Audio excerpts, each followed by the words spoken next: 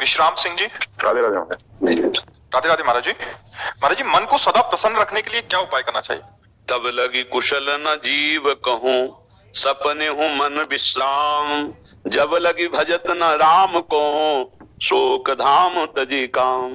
जब तक हमारा मन कामनाओं का त्याग करके निरंतर भगवदाकार नहीं होगा, तब तक प्रसन्न नहीं रह सकता। ब्रह्मभूता प्रसन्न आत्मा न शोचति न कांक्षति। वही प्रसन्न आत्मा होता है जो हर समय भगवान में अपने मन को जोड़ता रहता। सा वही मन कृष्ण पदारविंदयो। देख लो, इतनी अवस्था हो गई आप, कौन सा भोग नहीं जो आप ना भोगे हो। लेकिन क्या मन राजी हो गया? मन प्रसन्न हो गया? नहीं। ईमानदारी से देखो, वो आज भी वैसे ही है। वो कभी तृप्ति का अनुभव नहीं कर सकता। अनेक जन्म व्यतीत हो गए और भी सब भोग विलासिता भोग लो, कभी तृप्त नहीं होगा। वो विश्राम पाएगा तो भगवान, क्योंकि भगवान का अंश जीव कभी प्रकृति से विश्राम प्राप्त कर ही नहीं सकता। चाहे जितना भोग ले, चाहे जितना एकत्रित कर ले, चाहे जितना बैंक बैलेंस कर ले, ये प्रसन्न नहीं हो सकता। आप हमें बताना कि संपत्ति को प्राप्त करने के बाद किसका मन प्रसन्न हुआ? हर्षित होना और प्रसन्न होना में अंतर है। हर्षित होगे तो शोकित होना पड़ेगा, लेकिन प्रसन्नता ये द्वंद्वातीत है, भगवदाकार है। आपने प्रसन्नता शब्द का ये केवल भगवान के चिंतन से ही होगा, ना बैंक बैलेंस से होगा, ना नाना प्रकार की भोग विलासिता से होगा। अशांति बढ़ती जाएगी जितना बैंक बैलेंस बढ़ेगा और जितना भोग बढ़ेगा। शांति नहीं बढ़ सकती, देख लेना। जितना भजन बढ़ेगा उतनी शांति होती चली जाएगी, जितना भोग भोगते जाओगे उतनी अशांति बढ़ती चली जाएगी। आप खुद अनुभव करके देख लीजिए। तो शांति प्राप्त करने के लिए, प्रसन्नता प्राप्त करने के लिए अपने कर्तव्य का धर्म पूर्वक पालन करते हुए नाम जप किया जाए। कोई भी गंदा आहार, गंदा पेय ना पिया जाए, नहीं तो मन थोड़ी देर के लिए बेहोश होता है उस प्रमाद स्थिति में। तो उसी को तुम आनंद मान लेते हो। अभी आनंद जाना कहाँ? होश में चैतन्य होते हुए भी बेहोश रहना एक बड़ी अद्भुत स्थिति होती है, वो भगवान से प्राप्त होती है। आप भगवान के अंश हो, प्रकृति के अंश से आप कभी सुखी नहीं हो सकते हो। चाहे जितना प्रकृति को भोग लो, कभी मन प्रसन्न नहीं हो सकता। ऐसा लगता है कि एक चीज आज मन मांग रहा है, खा लें तो हम प्रसन्न हो जाएंगे, अगर ये हम भोग लें तो प्रसन्न हो जाएंगे। लेकिन जिसको तुमको सोच रहे हो कि भोग लें, उसको कोई भोग रहा है, लेकिन वो भी किसी और के लिए सोच रहा है। वो भी ऐसा नहीं कह सकता कि अब कथुनाथ न चाहिए मोरे, मैं प्रसन्न हूं, अब मुझे कुछ नहीं। ये नहीं कोई बोल सकता। ये वही बोल सकता है जिसका चित्त भगवान से जुड़ा हुआ है। तो हमारी प्रार्थना है, नाम जप कीजिए, अपने कर्तव्य का पालन कीजिए। बार बार मन संसार में जो जा रहा है वहां से हटा के प्रभु के चरणों में, प्रभु के नाम में लगाइए, तो ही मन प्रसन्न हो सकता है। हमें तो आज तक और कोई उपाय नहीं लगा, न शास्त्रों में, न महापुरुषों के वचनों में। ऐसा कोई उपाय नहीं है जिससे अन्य उपायों द्वारा मन को प्रसन्न किया जा सके। आप देख लो, ये किसी भी वस्तु को स्थायी नहीं पकड़ता।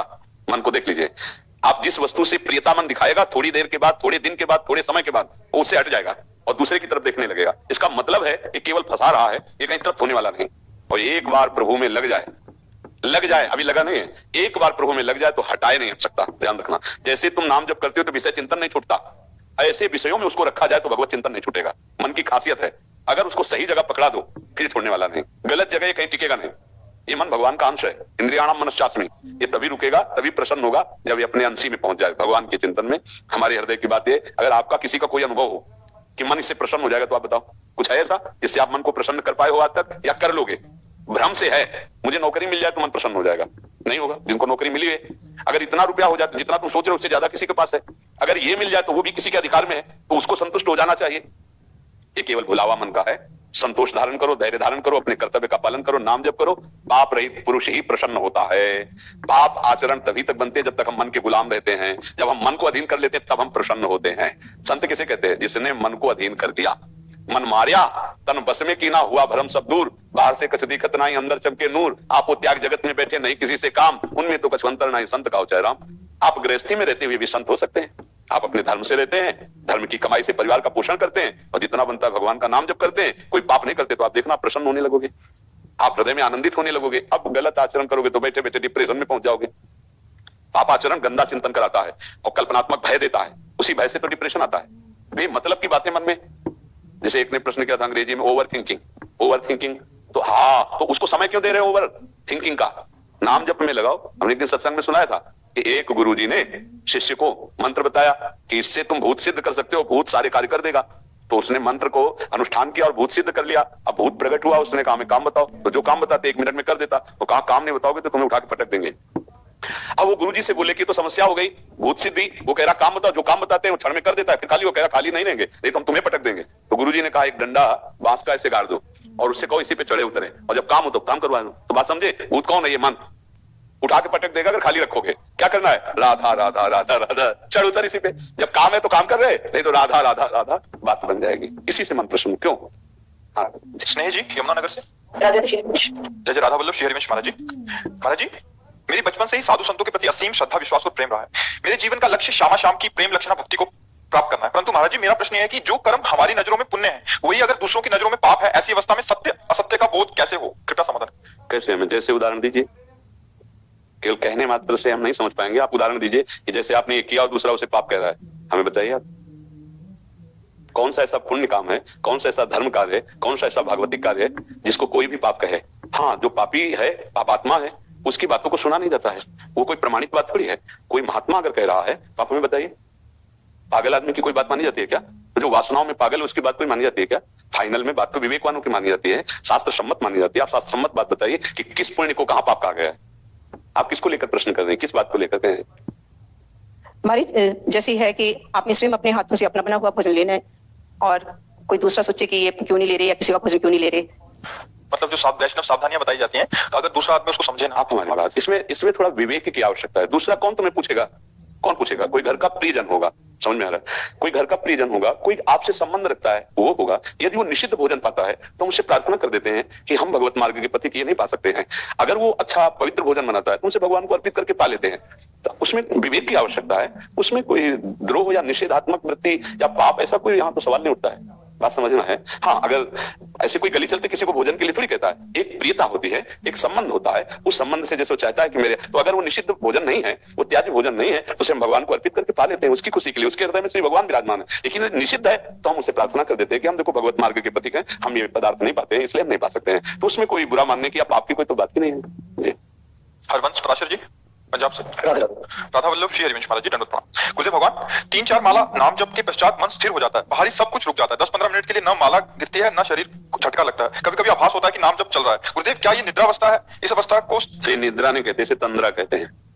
निद्रा नहीं कहते, इसे तंद्रा कहते हैं। ये भी विक्षेप माना जाएगा।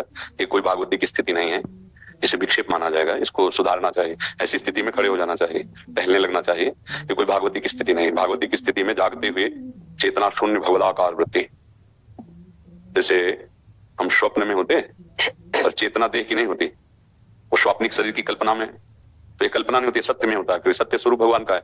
उसी में वो स्थित है और उसे बाह्य शुद्ध नहीं है।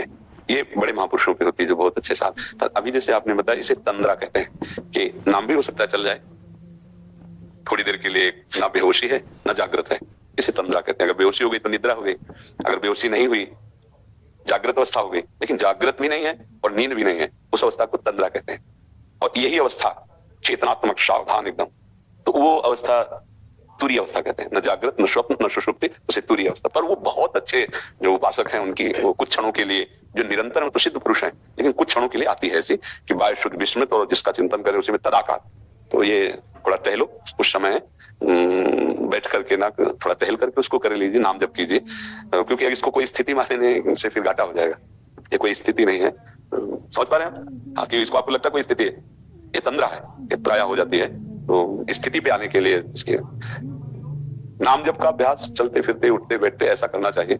बैठ के भी थोड़ा जप लेना चाहिए, पर चलते फिरते और क्रियारत होकर भी अभ्यास करना चाहिए। माता बहनों सबको पोछा लगा रहे, सोहनी लगा रहे, नाम जप कर रहे। गृहस्थी में भजन बैठ करके कम और क्रियाशील होकर ज्यादा। चलते क्या जाता है, राधा राधा राधा राधा, आराम से चल रहा है। हम ऑफिस जा रहे हैं, ऑफिस में बैठे हैं, जब बात करें तो बात करें, खाली है तो नाम जप कर रहे हैं। बहुत समय ऐसा मिलता है जिसको हम लोग फालतू में बर्बाद करते हैं। उस समय को यदि हम भजन में लगा ले तो बहुत बढ़िया गृहस्थी का भजन हो जाए। गृहस्थी भी भगवत प्राप्ति में समर्थ, ऐसा नहीं कि गृहस्थ भगवत प्राप्ति नहीं कर सकता है। हाँ, नाम और बढ़ाइए और थोड़ा टहल करके जप कीजिए।